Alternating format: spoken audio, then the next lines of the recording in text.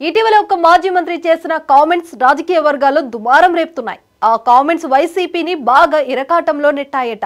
జగన్ కు బంధువైన ఆయన ఆ మాజీ ఈ మధ్య పార్టీ మారారు. సమయం వచ్చినప్పుడల్లా వైసీపీకి చుక్కలు చూపిస్తున్నారు.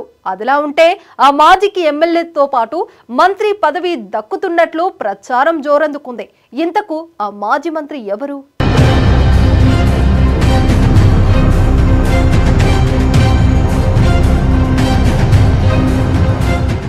వైసీపీ ఆవిర్భావం నుంచి ఒంగోలు సహా ప్రకాశం జిల్లా అంతటా అన్నీ తానై వ్యవహరించిన మాజీ మంత్రి బాలినేని శ్రీనివాసరెడ్డి మొన్నటి ఎలక్షన్స్ కు ముందే చంద్రబాబుతో సమావేశమైనట్టు, టీడీపీకి రావాలని చంద్రబాబు పిలిచినట్టు, అధికారంలోకి వచ్చాక తగిన ప్రాధాన్యం ఉంటుందని హామీ ఇచ్చినట్టు ప్రచారం జరిగింది.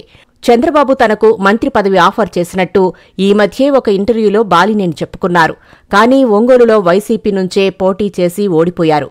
ఒంగోలు ఎంపీ, దర్శి ఎమ్మెల్యే టికెట్లు తాను సూచించిన వారికి ఇవ్వాలని పట్టుబట్టినా జగన్ ఒప్పుకోలేదు. ఓటమి తర్వాత ఈవీఎంల మీద బాలినేని కోర్టుకెక్కితే పార్టీ మద్దతు దొరకలేదు. జనసేనాని పవన్ కళ్యాణ్తో సత్సంబంధాలు ఉన్న బాలినేని జనసేనలో చేరే సమయంలోనే రాజకీయ భవిష్యత్తు మీద హామీ పొందారట.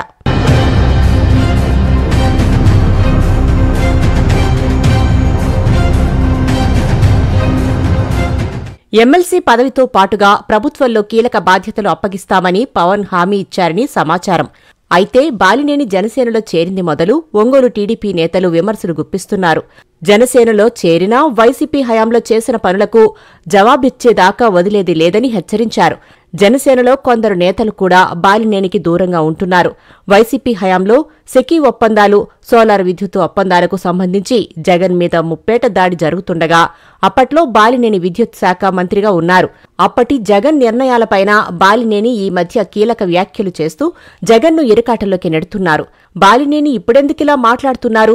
వైసీపీని ఇరకాటంలో పెట్టి ప్రతీకారం తీర్చుకోవడానికేనా, లేదంటే ఇలా బాలినేనిని వాడుకునేందుకు ఎమ్మెల్సీ ఇచ్చి మంత్రి పదవి ఇప్పించాలన్న పవన్ కళ్యాణ్ ఆలోచనలో భాగమా అని రాజకీయ వర్గాల్లో చర్చ నడుస్తోంది.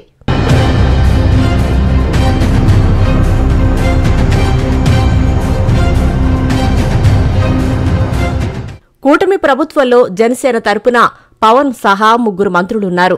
బాలినేనికి పదవి ఇప్పిస్తే కాపు, కమ్మకు తోడు రెడ్డి కులానికి అవకాశమిచ్చినట్టవుతుంది.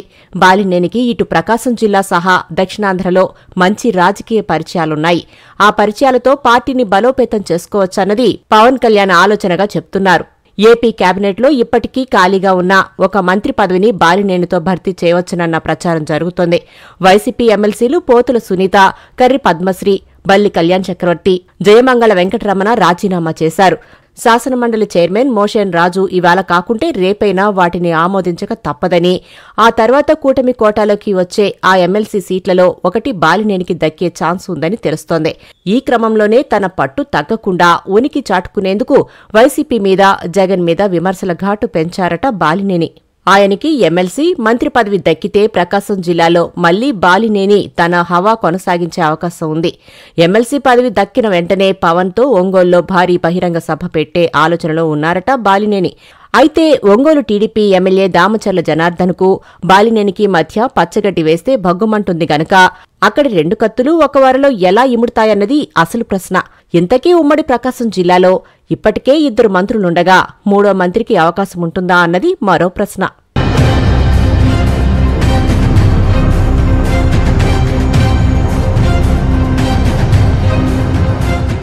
ఏపీలో రాజ్యసభ ఎన్నికలకు